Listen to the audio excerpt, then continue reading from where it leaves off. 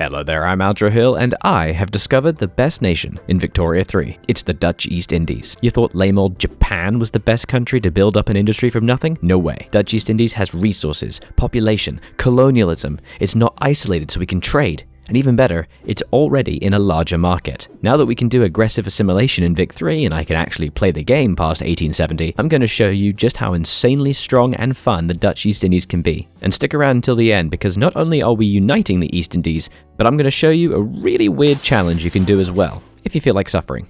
Right, here we are, the East Indies. We own a huge chunk of Indonesia, with a variety of other parts of it all stuck together as puppets, which is weird because we are ourselves a dominion, but whatever. The plan is build up our economy and conquer the rest of Indonesia, and then break away from the Netherlands, where we get a very interesting choice, but we'll look at that later on. First though, make sure to like the video. Every thumbs up is a thumbs down for the Dutch, and subscribe for a lot more videos in this channel. I got a lot coming up. Right, we are strong. We have an insanely good government, even though the landowners are quite powerful, probably because of the dreaded double S words, serfdom and this gross one. We're going to use the corn laws trick. They have changed corn laws in recent patches, but it's still achievable if you know what you're doing. We need to make grain be 25% more expensive than base price, so we need to ruin the economy. We're going to turn all of our farms to using tools. We don't have any tools, so we're going to get massive efficiency penalties. We're also going to do the unthinkable and actually dismantle some of our farms as well. It's going to cause radicals, but it's fine, don't worry. I think 20 should do it. Sorry, now unemployed farmers. We are then going to mass export grain and drive up the price even further.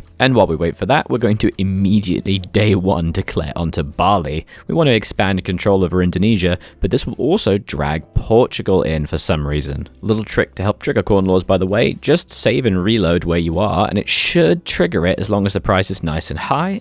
And there it is.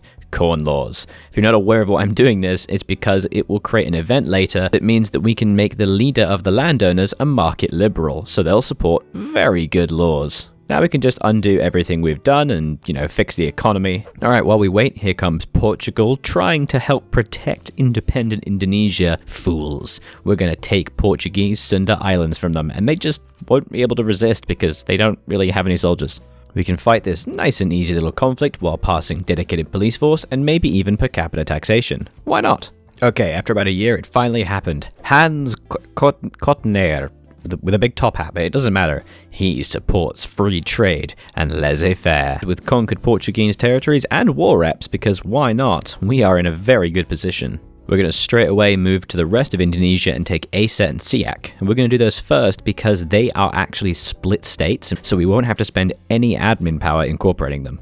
Oh, also we can end the corn laws event, but why not? And now that we've very easily squashed those natives, sorry guys, and getting per capita taxation, we can move to iron construction and start really building out some iron mines and really developing our economy. First of all, let's get the hell out of serfdom. I would prefer commercialized agriculture, but we don't know what that is yet, so tenant farmers it is. And while we wait for that, we're going to take Brunei. This isn't just a cool state and makes our borders pretty, but it will eventually have a ton of gold later, which we really need. Tech-wise, I really do want to get quinine so I can be colonizing New Guinea, but the main thing I need is pan-nationalism. I desperately need that before I get independence. You'll find out why. I'm going to try and put off going laissez-faire until the very end. So we've got rid of serfdom. Now we're going to go for free trade. And the reason I'm doing this, maybe let me know in the comments if this isn't a good idea, but laissez-faire gives you a lot more investment from capitalists, and I don't really have many capitalists. So the longer I put it off, the more likely I am to end up with more capitalists who can actually fund me. Yes, this is the kind of thing you think about when you play Vicky 3. Very easy to dominate all of Indonesia except for two places. One, Lanfang, which is a cool little republic, but they're actually a tributary of the Qing, so I actually can't take them, which sucks. And Bhutan, which means I have to naval invade them, which means I need a navy. But that's fine because I need them later for fun things.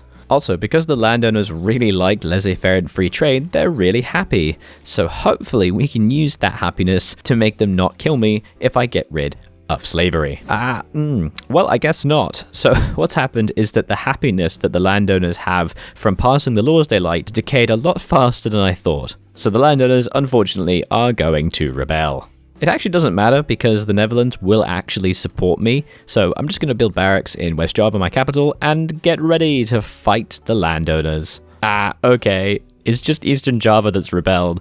All of landowners are trying to resist me getting rid of slavery, and they only own 1/2 of one of the islands. Okay, nice and easy. We can just slap them down, and we even get rid of slavery. And we get the cool Reforming the Indies event. You can choose between increased qualifications or extra capitalist investment.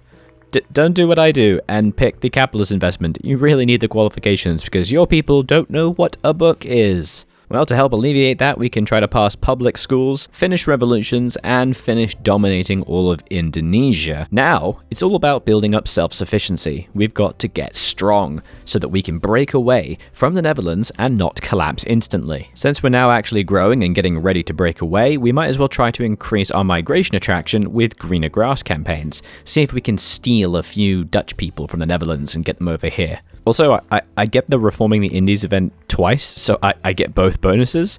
I guess this is a bug, but I'm going to take it. With quinine, we can start to colonize New Guinea, because that'll have rubber later on. And we're going to build up our naval bases while slapping down a few rebellions, because people are not very happy with my colonial rule. Remember, I'm still kind of Dutch, even though the vast majority of my people are Indonesian.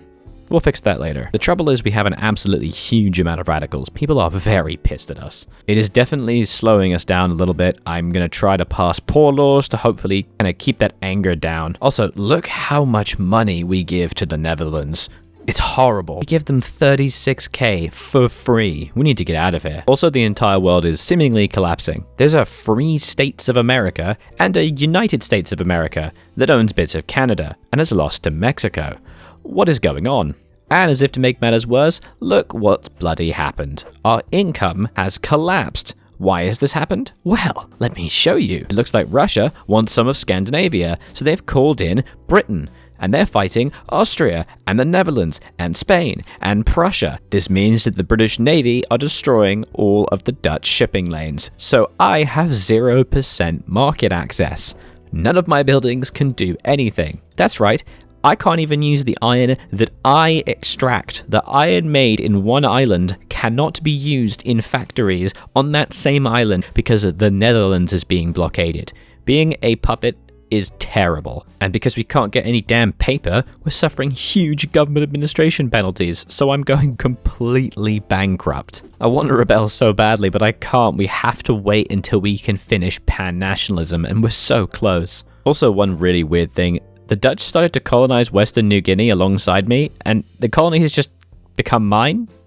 I don't know why that's happened. Okay, we've been sitting here skirting the edge of bankruptcy for absolutely ages. I'm done. Pan-nationalism is really close. I'm getting out of here. We are becoming independent. Unfortunately, the Free States of America has joined the Netherlands in suppressing me, so we're going to have to get friends as well. Prussia will join if we offer them to transfer us as a subject. That doesn't work, so let's just get them an obligation instead. For some reason, this has made Prussia the war leader, even though they have no war goals on their own. I really don't understand this at all. I hope this doesn't screw me over. We're also going to get war reps as well. I'm really glad we have Prussia because they actually do border the Netherlands, so hopefully the Prussian army can just do something useful. Okay, no, scratch that. The Prussians are actually getting wrecked by the combined Dutch-American forces. How on earth is Prussia losing this? We are going to have to naval invade Amsterdam just to have a chance of victory. And Prussia's abandoned us. Okay, great. They just peaced out. Thanks a lot, Prussia. Okay, friendship ended with Prussia. Austria is my favorite German friend now. They're gonna take on debt. This has literally never happened to me before playing Vicky 3. The AI is actually going to pay my debts. This saves me. Oh my god. America and the Netherlands are actually constantly invading me, so I have to pop out another general to ensure we can defend.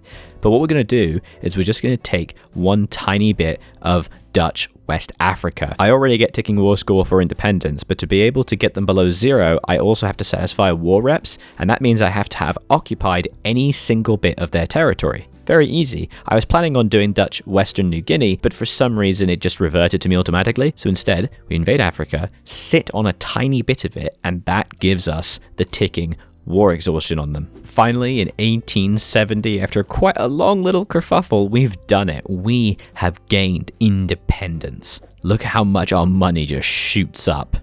Netherlands has declared rivalry. Yeah, no wonder. I hate you too. Oh, look at that. Beautiful, gross mint green color. Perfect. And here is the unique event we've been working towards, the East Indies End. This event would normally give two options. Number one, a ton of radicals forever. Number two, we explode into a variety of independent islands.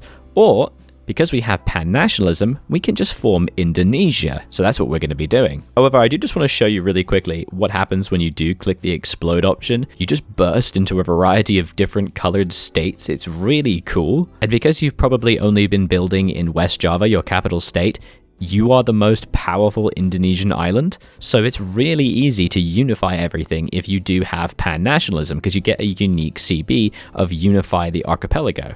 I am just going to continue playing as Indonesia for the video, but if you would like to see me try to unify the entirety of Indonesia as one small state, I'm going to be streaming it at twitch.tv/Aldrahill. But if you'd like to see it as a dedicated video on its own, do let me know down below in the comments. But for now, we are Indonesia. We're massively strong, we're independent, and we're rich. Because we formed Indonesia through pan-nationalism, our primary cultures are now actually Indonesian cultures. So like Javanese, Bornean, and Malay, we actually do accept all of our own population.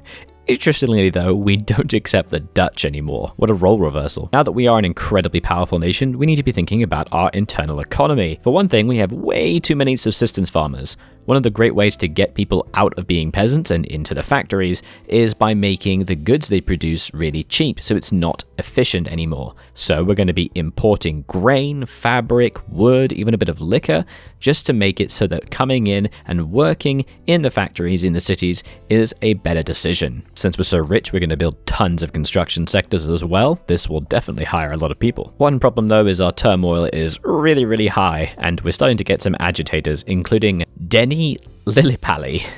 Okay. And they're trying to end colonialism, which is really lame. Also, you remember how much Austria was really kind to us? Well, look at them now. I'm trying to expand my control and puppet Vietnam, or Die Vet, and Austria is trying to stop me. What the hell? Doesn't matter. I'm doing it anyway. It might be because Austria is now an absolutely mega Austria.